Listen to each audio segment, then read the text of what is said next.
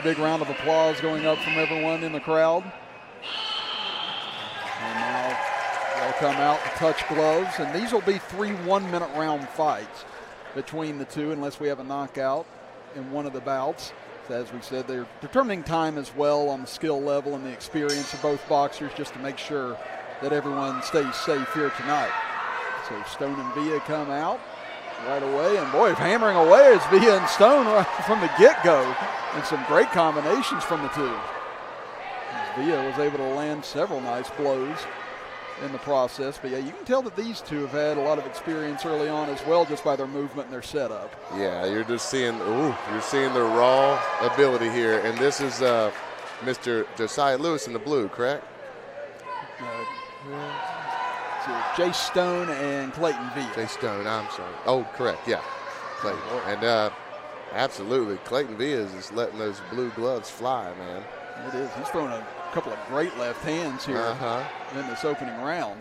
Like we said, these are just 1-minute rounds, so both of them letting it go right from the outset, and Stone coming back with a couple of nice rights.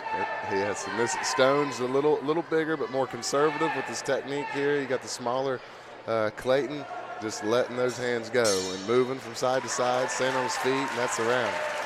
And again, boxers coming out here early on, we talk about conditioning. We'll talk about it throughout the entire evening as well. But you come out throwing haymakers right off the bat. If you're not in great condition and the other fighter's able to stay upright, that can really benefit the more conditioned fighter as the fight moves along. Well, there's no doubt about it, and you see that beginning in the second round, especially with these younger fighters or developing fighters. That's when you tell, especially if you have an aggressive first round, which these shorter bouts, these 3 1-minute rounds, that's typically how they go.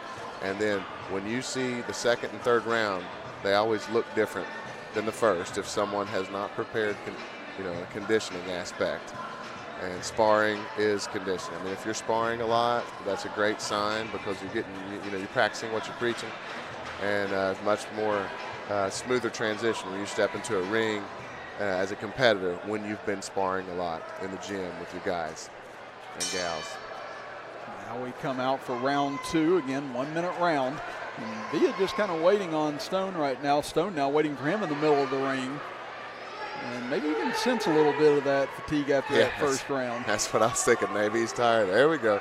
There's an exchange. I'm going to say they answered that really quick, though. Yeah. Again, coming out throwing rights and lefts across, but now Stone being a little bit more aggressive here in the early part of the round. Looks like Stone's corner man told him he better start throwing. And that looks like he took his advice, and he's out here he's got his hands up, he's jabbing, and they're starting to throw blow for blow.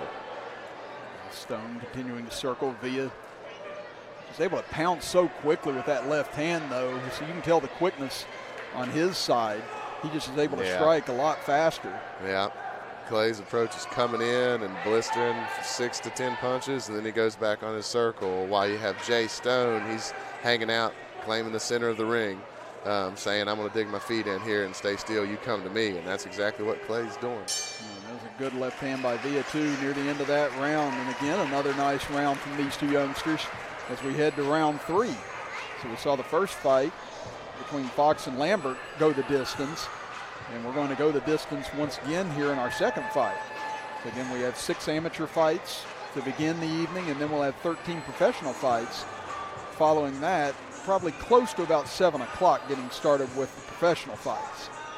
Again, it's Chris Kidd and Matt Morris here with you from the Baileysville Community Center here in Wyoming County, West Virginia. Robbie Mounts, our camera operator, with Sidney Mayo, our engineer. Butch Mounts, CEO and godfather of Video Productions.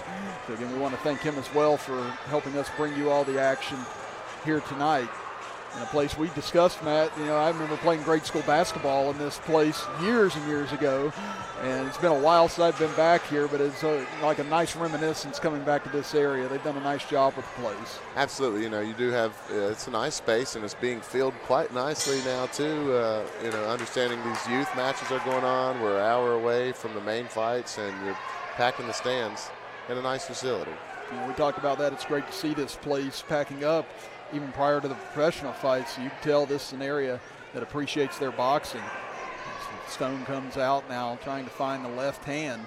He's really gone with the right throughout. Villa has been attacking with his left hand throughout, but now here comes Villa again with that quick combination, but Stone coming after him now a little bit more. Yeah, Stone becoming a little more aggressive as he backs back to the center of the ring. Again, claiming the center of the ring, but being a little more aggressive while Villa, he circles, and he comes in and attacks. Circles, comes in and he attacks. So. And there it is again, but Stone lands a good right hand that time as he comes in. That can be the difficulty with that kind of attack strategy. You can leave yourself open to a nice blow to the jaw if you're not careful, and there was one that kind of buckled Villa's knees. Yeah, you're right. Clayton Villa is having success, but you got him figured out. He shuffles, comes in and attacks, and if we'll see if Jace Stone's been able to pick that up and have success with that as they end this round, third and final round here. That was a nice bout between the 11 and 12-year-olds. Again, you don't really see fighting that good out of some of the older fighters when they get out here. So both these two look like they have a promising future in this sport. I would second that. These two young men out here have definitely showcased better skills than I have seen in several other adult fights. But so it looks like they've got a great start. And good mentorship, it seems, in the ring. I'm under the impression that the USA team coaches, they've been trained, and qualified, and certified to work with these young, atypical age athletes for boxing to, foster a love of the sport.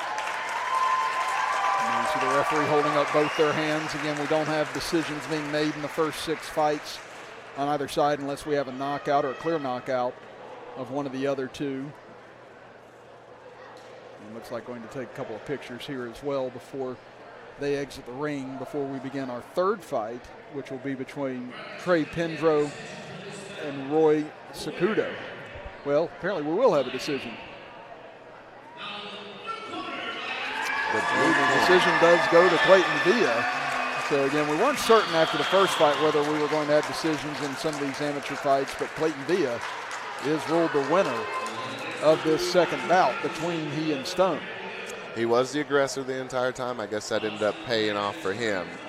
When Jace Stone, being the standing tall tree in the middle of the ring, that strategy didn't quite work out. But again, a really good match.